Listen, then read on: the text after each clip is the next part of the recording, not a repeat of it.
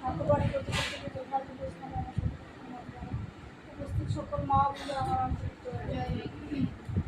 এতক্ষণ আজকে দিদির ঘরে খুব সুন্দর মাতৃসম্মেলন অনুষ্ঠান হয়েছে। এতক্ষণ সংক্রান্তি পাঠ ও মূল কীর্তনের মধ্য দিয়ে মাতৃসম্মেলন খুব সুন্দর হয়েছে।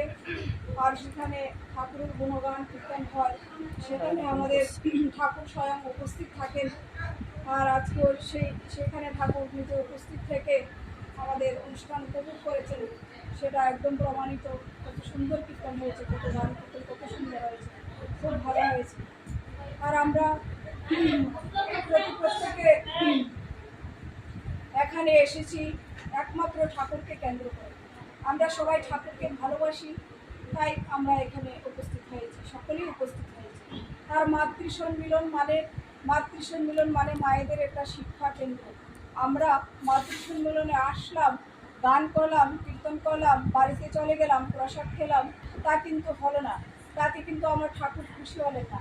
তখন আমার ঠাকুর কখন খুশি হবেন, আমার বড় মা কখন খুশি হবেন, যখন ওনাদের একটা বাণীকে আমরা চরিত্রে ফুটিয়ে তুলব।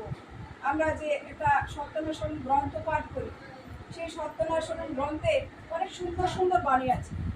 আমাদের পঞ্চম পুরুষ পূজনীয় অভিনেতা বলেছেন যে একবার একটা বুড়ি গিয়েছিল অভিনেতার কাছে যে কিছু একটা চাই।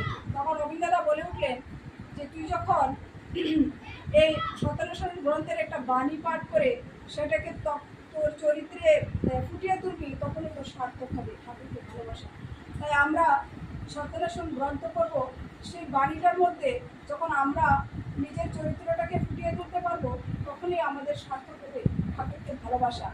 আর আমরা প্রত্যেক দিন মাথায় নিয়ে বসতে হবে যে আমরা আজকে একটা ভালো কাজ করব। আমাদের যে দুটি হাত ঠাকুর দিয়েছে, কিসের জন্য দিয়েছে? এই দুটি হাত দিয়ে ভালো কাজ করার জন্য। আমাদের যে একটা সুন্দর একটা মুখ দিয়েছে, এই মুখ দিয়ে কী করতে দিয়েছে? ভালো কথা, সুন্দর কথা বলছে। সেই মুখ দিয়ে বাজে কথা আর মানুষের বদনাম করা এসব করতে না, ভালো কথা বলতে। আমরা ঘুমের থেকে উঠে যখন ঠাকুরের স্তুতি করব, তখন ঠাকুরের কাছে একটা প্রতিজ্ঞা করে উঠবো, বা আমরা যখন মাতৃসম্মিলনে আসবো, আমরা যখন একটা প্রতিজ্ঞা করে যাই যে আজকে একটা জিনিস শিখে এসেছি।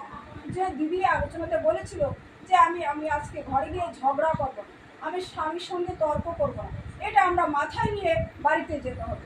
তাহলে আমাদের মাতৃসম্মিলন করা সার্থক হবে, যে আমি মাতৃসম্মিলনে গিয়ে একটা জিনিস শিখে আসলাম। আর আমার দাঁড়িয়ে কথা বলাও সার্থক হবে। আর আমি যখন নিজে ঠিক থাকবো, আমি নিজের চরিত্রে যেটা ফুটিয়ে তুলবো, আমি সবাইকে সেটাই বলার চেষ্টা করবো। আমি প্রতিজ্ঞা করবো যে আমার সংসারটাকে কীভাবে সুন্দর করা যায়। আমাদের শ্রী শ্রী লক্ষ্মী বড়মা কি সুন্দর করে সংসার করে, স্বামীর প্রতি এত ভালোবাসা ছিল, স্বামীর ভক্তি ছিল ওনার একমাত্র পূজা। তাই সেভাবে আমাদের চলতে হবে।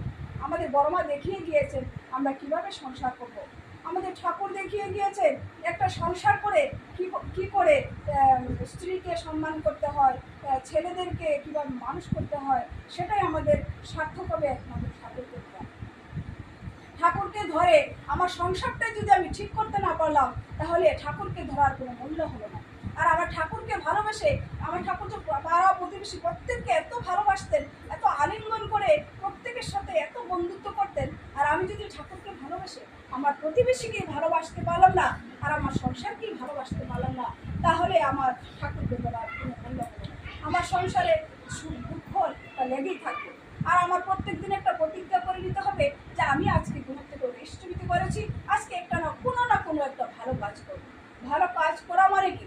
আমি আজকে ঠাকুরকে ধরে ভালো আছি, ঠাকুরকে ধরে অনেক পেয়েছি, তাই আমার আর চাওয়ার কিছু নেই।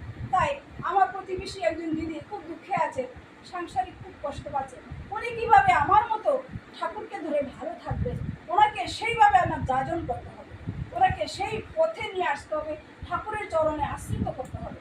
তবেই আমি আমার সার্থক হবে এবং আমার ঠাকুরও আমার খুশি হবে যে না একটা ভালো কাজ করেছে। না হলে আমার কোনো কাজে, সংসারের কাজ একঘেয়েমে কাজ, রান্না বাড়া লেগেই থাকে। আমাদের শ্রী শ্রী বড়মা রান্না বাড়া স্বামী সব কিছু ঠিক রেখে পাড়া প্রতিবেশী চলে গেছে, প্রতিবেশীর সঙ্গে ভালোবাসছে, প্রতিবেশীর একটা সুখে দুঃখে সব কিছুতে এগিয়ে গেছে। তাই আমাদেরও সেইভাবে কাজ করতে হবে, সংসার ঠিক রেখে স্বামীর সেবা সন্তানাদি সব কিছু ঠিক রেখে বেরিয়ে যেতে হবে।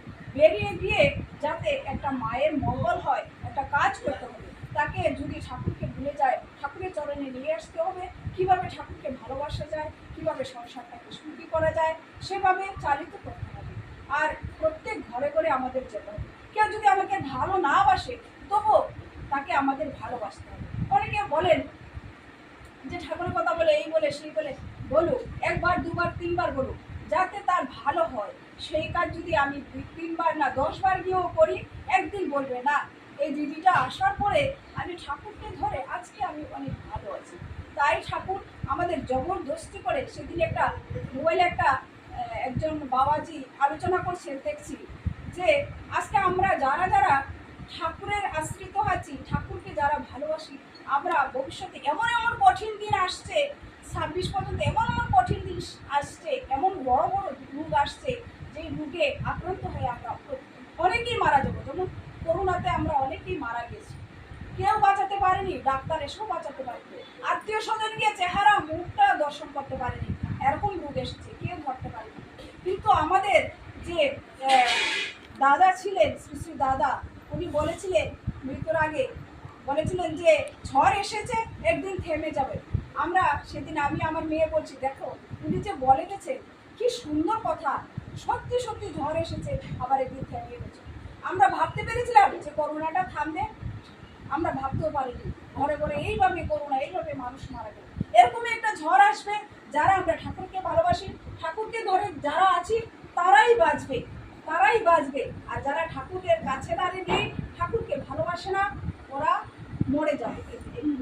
বাবা আলোচনাতে বলেছিল, সেটা আমি মনে মনে ভাবছি, তার জন্যই বোধহয় ঠাকুর বাড়ির থেকে আদেশ এসেছে যে প্রত্যেক ঘরে ঘরে যাও, প্রত্যেক ঘরে ঘরে গিয়ে ঠাকুরের আসন বসাও, ঠাকুর কিভাবে সঠিকভাবে বসানো হয়েছে কিনা সেটা চেক করো, তাদেরকে আবার পুনরায় ঠাকুরের চরণে যুক্ত করো। যারা ঠাকুরকে ধরে ভুলে গেছে, যে ঠাকুরকে ইষ্টভীতি করে না, ঠাকুরের আশ্রিত হয়েও ঠাকুরকে ভুলে গেছে, তাদেরকে আবার পুনরায় ঠাকুরের চরণে যুক্ত করো, আবার ভালোবাসো তাদেরকে। এইভাবে ভালোবাসা দিয়ে তাদেরকে রাস্তায় ফিরে আসো। তারপর তাদের ঘরে যেভাবে ছোটখাটো করে একটা ঠাকুরের আসন বসাও।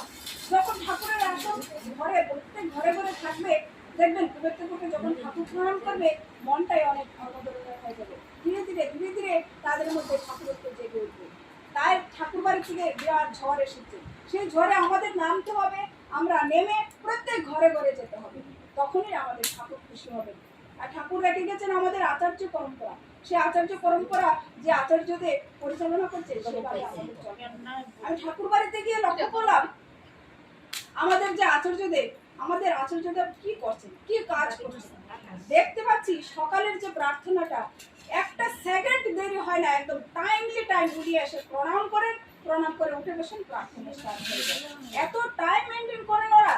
আর আমরা কি করি, কখনো টাইমে উঠতে পারি না, হয়তো 5 মিনিট 10 মিনিট লেট হয়ে যায়। তাই এত সুন্দর একটা টাইম, আর সারাক্ষণ বসে থাকে, পায়ে কি হাঁটু ব্যথা, কি পায়ে ব্যথা, আমরা হলে কত কিছু বলতাম। এত এত মানুষ ঠাকুর বাড়িতে যাচ্ছে, এত এত লাইন করে দাঁড়িয়ে দাঁড়িয়ে বসে বসে ঠাকুরকে নিবেদন করছে, আমার সংসারে এই হয়েছে, এই হয়েছে, এই হয়েছে। একজন মা, আমি বসে বসে শুধু শুনছিলাম, একজন মা বলছেন যে ঠাকুর, আমার ছেলে তো এখন কথা শুনছে না, আমাকে এখন দেখছে না, এই করছে সেই করছে। তো তখন আচার্যদেব বলে উঠলেন যে আপনাকে একদিন বলেছিলাম না, যে ছেলেটাকে জায়গাটা আলাদা করে দিন, ওর সম্পত্তি ওকে ভাগ করে দিন, আপনি তো দেননি। মাটা সত্যি বলছিল, পরে এসে বলছে আসলে সত্যি আচার্যদেব বলেছিলেন যে আমার ছেলেকে সম্পত্তি আলাদা করে দিতে, আমি আলাদা করে দেইনি, তার জন্য আজকে এই অশান্তি।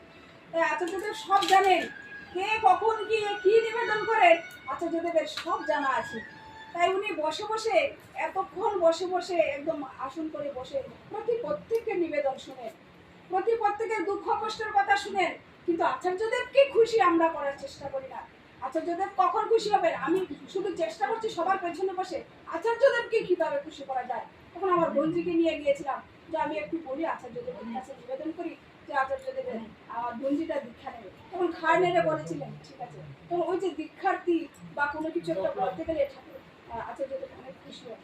তাই আমরা চেষ্টা করব আমাদের দুঃখ কষ্টের কথা না বলে আচার্যদেবকে কিভাবে খুশি করা যায়, ওনারা যে আমাদের দিয়েছেন সেটা আমরা যেন কাটায় কাটায় পালন করি, প্রত্যেকের ঘরে যাই, কেউ ভালোবাসুক না বাসুক আমরা আমাদের কাজ করে যাব, ঠাকুরের আশীর্বাদই সব ঠিক হয়ে যাবে।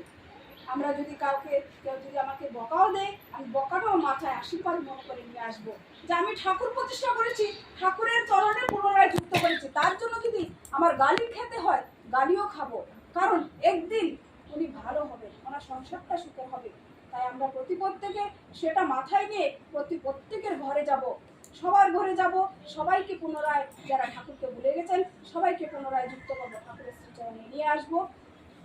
আর আমরা মায়েরা মাতৃ সম্মেলন করবো, আর আমরা প্রত্যেকের সংসারটাকে সুন্দর করে গড়ে তুলবো, যাতে এমন কোনো বদনাম না হয় যে আমার সংসারে অশান্তি ঝগড়া এসব যেন না হয়। আমাদের সন্তানাদি দেখবে, বড় হবে, আমরা যে ব্যবহার করব আমাদের ব্যবহারটা শিখবে। আমি যদি ভালো হয়ে চলি তাহলে আমার সন্তানরাও সেইভাবে চলবে, আমি যদি সেইভাবে চলি আমার স্বামী শ্বশুর প্রত্যেককে সম্মান করি, প্রত্যেককে ভালোবাসি, আর সেইভাবে সংসারটাকে ঝগড়াঝাটি না করে সুন্দর করে চালাই, তবে দেখবেন আমার ঠাকুরও খুশি হবেন, এবং পাড়া প্রতিবেশী আমার চরিত্রটা যদি সুন্দর হয় আমার প্রতিবেশীও আমার দেখা দেখি চরিত্র সুন্দর হয়ে উঠবে। আর আমি যদি উল্টাপাল্টা চলি আর ঠাকুরকে ভালোবাসি না, আমার প্রতিবেশী দেখে আমার প্রতিবেশীও সেইভাবে চলবে। তাই আমার ঠাকুর সত্যনারায়ণও বলে দিয়েছে যে আমার দেখা দেখি সবাই ভালো হবে, আর আমি যদি খারাপ হই আমার প্রতিবেশীও খারাপ হবে। তাই আমাদের সেইভাবেই চলতে হবে। আমি আর আলোচনা দীর্ঘায়িত করছি না, আমার অনেক ভুল ত্রুটি হয়েছে, বলতে গিয়ে সবাই আমাকে ক্ষমা সুন্দর দৃষ্টিতে দেখবে। আর আজকে যে দিদির ঘরে নতুন আসন প্রতিষ্ঠাতা হয়েছে বা এত সুন্দর আসন তৈরি করেছে, খুব ভালো হয়েছে, খুব সুন্দর হয়েছে। ঠাকুর আসনের মধ্যে যেমন হাসি দিয়ে রয়েছে, এত সুন্দর বিগ্রহ আর এত সুন্দর একটা আসন, খুব ভালো লাগলো। আমার তো সম্মেলন খুব সুন্দর হয়েছে। আমি ঠাকুরের শ্রীচরণে ওনার এবং ওনার পরিবার প্রত্যেকে সবাইকে মঙ্গল প্রার্থনা করবো, আর সবাই যেন ভালো থাকে, সুস্থ থাকে। উপস্থিত সকল মায়েদের মঙ্গল প্রার্থনা করি দয়ালু শ্রীচরণে। সবাই ভালো থাকুন।